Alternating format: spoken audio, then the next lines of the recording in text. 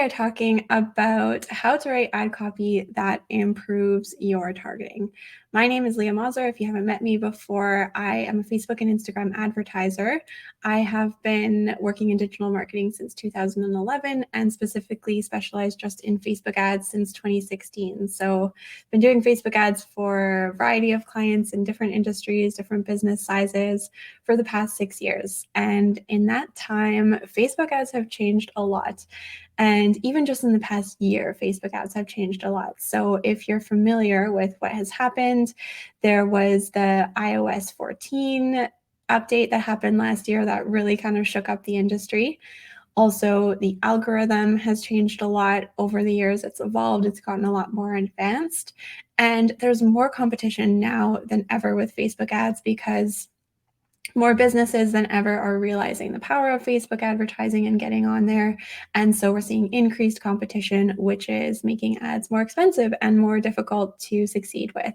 So with all of those changes, I want to talk about how we can really succeed with Facebook ads in 2022. So there's two things that I think that we should, that the way that we advertise is shifting. The first one is to give the AI more control, or give the algorithm more control over your ads. So what I mean by that is having more simplified campaign structures, not trying to come up with any like advanced targeting tactics or anything like that, leaving more broad generic targeting, also leaving on things like automatic placements and letting the algorithm really optimize on their end for you. So this, in my opinion, it's great news. It means that Facebook ads are a lot easier than ever before to set up. And I think that's great because it makes it a lot more accessible for small businesses to even set up their ads on their own. And it makes it easier for us as advertisers. But one thing that the algorithm can't do for us is it can't create the actual ad creative for us. So it can't write your ad copy. It can't make videos and images for you, at least not yet. So as advertisers, this is really where we need to be putting our focus, because it's more important than ever with all of the increased competition for us to be having ad creative that's high quality, high performing, and that helps us reach the right people. So better creative, a few reasons why we need to focus on better creative is because it leads to lower CPMs. So it's cheaper to reach people when you have better creative. That's because Facebook wants to prioritize ads that give their users a positive experience. So they will give you cheaper costs for ads that users engage with and ads that are better quality. It also leads to higher ad engagement and more clicks on your ad, which is, of course, what we want as an advertiser, is for people to click through. And it also leads to better targeting, because when you create an ad that attracts the right people to you, the algorithm learns what type of person is attracted to that ad, and it starts to feed that ad to more people like that. So better ad creative actually improves your ad targeting, which is what we're going to be talking about today. Better ad creative also leads to a better relationship with your customers and a better perception of your brand, because people have a positive interaction with your brand. So for all these reasons, focusing on coming up with good ad creative is more important now than ever with Facebook advertising. So a lot of people, when they think about making great ads, a lot of people think about or talk about stopping the scroll and capturing attention. But that's only one part of the thing that we need to focus on when creating ads. If we focus on attention only, you're going to be creating ads that are clickbaity, ads that are just focused on capturing that attention for those first few seconds. But we want to focus instead on the other side of that spectrum. So instead of just focusing on capturing attention, we want to make sure that we're reaching the right people with our ad as well. We definitely want to capture their attention, but making sure that we're capturing the attention of the right people is more important than just kind of creating ads that, are clickbaity and that just like capture attention of anyone in general. So of course, that leads to the question that we need to ask ourselves is, who are the right people? If you don't know who you're trying to reach, then it's going to be really hard for us to create ads for those people. So we always need to make sure that we do our audience research before any kind of copywriting. This is a step that I often feel like is not as fun. I want to skip to just writing the ads and getting started with making the ads. But when I always find that when I do my audience research, writing the ads is so much easier, and it just makes it such a much smoother process when you actually do your research beforehand. So if you're struggling with copywriting at all and you've skipped this part, that's probably why. So I really recommend to really identify who you're trying to reach and do your audience research. And when I say research, I recommend focusing on psychographics over demographics. Traditionally, marketing audience research has talked about focusing on your demographics. So for example, talking about reaching Susan, who's a 42-year-old mom who has 2 kids and likes to go to yoga or whatever it is. But with ad copy, and I think just in marketing in general nowadays, I'm really seeing a shift in what marketers are focusing on, and that's moving away from demographics and more towards the psychographics. So psychographics are things like what people believe, what interests they have, what problems that they need to solve, and that kind of thing. So I've put a few questions here that will give you a starting point for your audience research to really identify who it is that you want to reach with your ads. So what problems are these people having? What are they currently doing to solve those problems? What are their interests? Who do they look to and follow? Like which influencers do they follow? Celebrities, websites? What podcasts do they listen to? What do they believe? What are their goals and dreams? What are their desires? What do they want? And what language do they use to talk about your product or similar products? So those are a few things that I recommend looking into as a starting point for your audience research.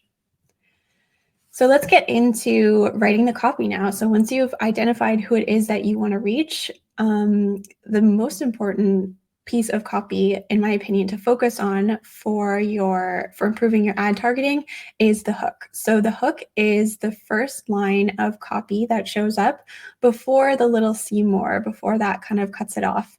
And so once you click the see more, then you see the full copy variation as shown in the image on the right. But the hook is that first line that shows up. It's the first thing people read. I think a lot of times people think about their headline as being the most important, and it's not like there's a piece of copy that isn't important. The headline is still something to think about. The headline is the text that shows up at the very bottom, learn how to harvest and save seeds in this example.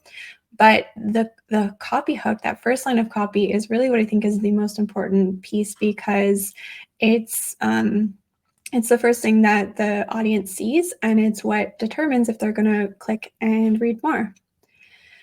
So the two goals that the hook needs to achieve in your copy is, first of all, to qualify. So it needs to get your ideal audience to self-identify. So the people that are in your ideal audience should see that, and they should say, yeah, this relates to me. So in this example, it's talking about living somewhat off the grid. There's mention of gardening, vegetables. So all of that language, it really appeals to a certain type of person. There's only a certain niche of person that would be interested in living off the grid and would be interested in gardening vegetables. So I think this hook really would intrigue only the type of person that's kind of interested in that kind of thing already. The second thing that the hook needs to do is to create intrigue. So it needs to get the audience to click on that see more button. We want them to be interested enough to actually keep reading the copy. This is a concept that comes from Joseph Sugarman. He's a copywriter, and this isn't an exact quote. I couldn't find an exact one, but this is kind of his a concept that he talks about is the purpose of the first line of copy is to get them to read the second. The purpose of the second is to get them to read the third. So you're always writing your copy to bring the reader through it and get them through the process of reading your copy and then taking the next step. So if you have one of these things without the other, you're going to be creating copy that isn't going to do what you want it to do with your ads. So if you have intrigue without qualifying your audience, that's when you're going to have ads that are kind of clickbaity. They're just like interesting, but they don't actually speak to the right person.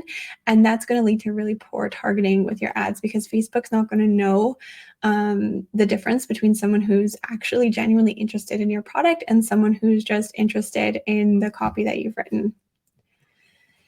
And if you have ads that qualify without actually creating intrigue, you get ads that kind of look like this. Hey, massage therapists, or real estate agents, listen up, or are you a busy business owner? I see ads like this quite a bit, and I feel like it's a sign of amateur copy, because it's kind of like demanding attention but not actually showing the audience why you deserve that attention. You'll probably start to notice, now that I've pointed this out, you'll probably start to notice ads like this in your feed, and that's an example of kind of trying to speak to the right audience but not actually giving them anything of interest. So what we want to do instead is show why you deserve their attention rather than just demanding it or asking for it, like in the example in the previous slide. So I've listed 4 ways here that we can show the audience why we deserve the attention. So the first one is to tap into a desire or a goal of the audience. The second one is to mention a problem that they can relate to. Number 3 is telling a story. And number 4 is teaching them something, or sharing an interesting fact, or sharing something interesting that gets them to want to learn more. So I have some examples here of each of these 4 ways that you can create intrigue. So the first one is an ad from Hush Blankets. It says, the key to a successful habit is complete sleep. So this, it qualifies because it is attracting someone who desires sleep and being successful and having successful habits. And they're kind of tapping into the desire of being successful and getting a good night's sleep. The ad below it, the All Trails ad, just says plan your weekend getaway. Really simple, but if you are dreaming about a weekend getaway, that would be really interesting to you. This ad from CXL says, sick of being average, to be the best you need to learn from the pros.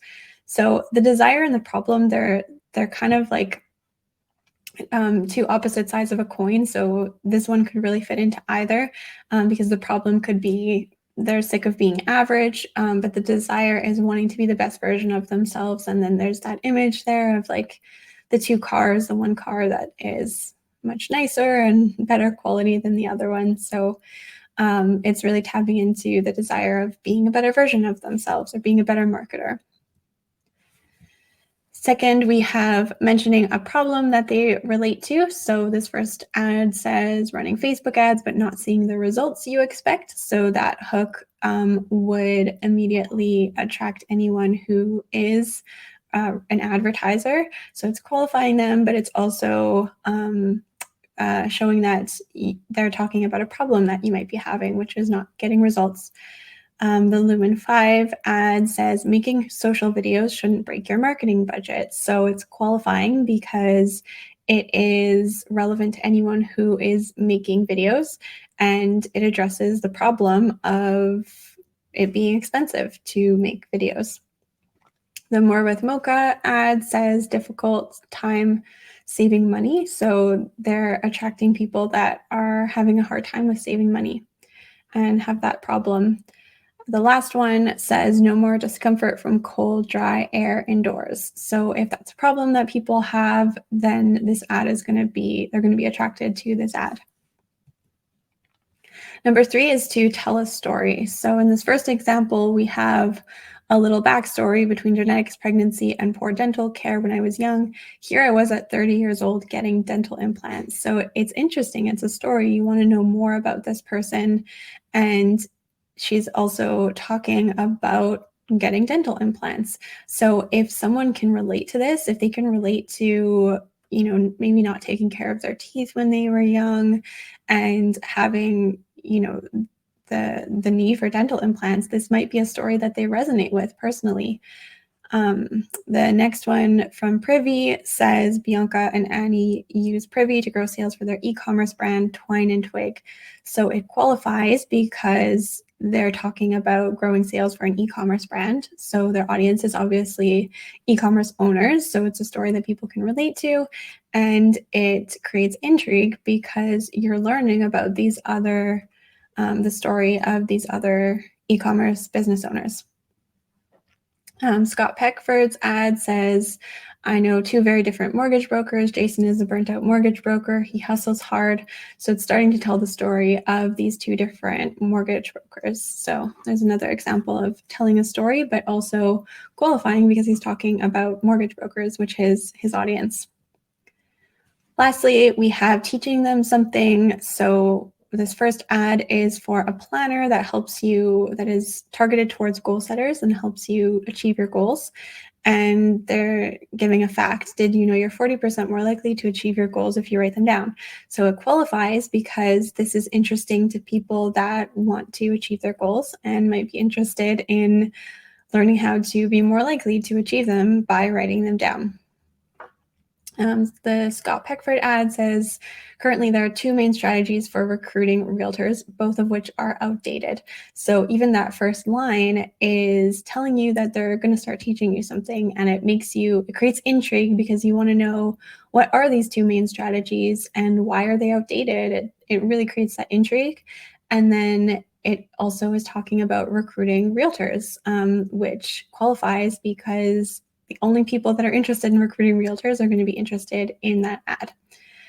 So those are some examples to show how those two things work together. So to summarize, the best way to improve your ad targeting is to write a copy hook that both qualifies your audience and creates intrigue for them to want to learn more and keep reading and engage with your ad. All right.